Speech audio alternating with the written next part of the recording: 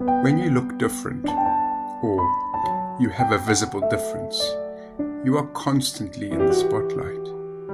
People stare at you. People curiously glance at you. Their discomfort because of how you look is often obvious. The mistake that people like me often make is that we try and mitigate other people's discomfort. I've lived my life like this for the longest time, and I have often felt that I need to do something to make it better for other people because of how I look. The Elephant Man felt the same way. 200 years ago, in his room in the hospital, were these immortal words pinned to his wall by Isaac Watts.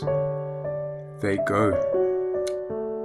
It's true, my form is something odd, but blaming me is blaming God. If I could reach from pole to pole, or grasp the ocean with a span, I would be measured by the soul. The mind is the standard of the man. John Merrick had a great wish.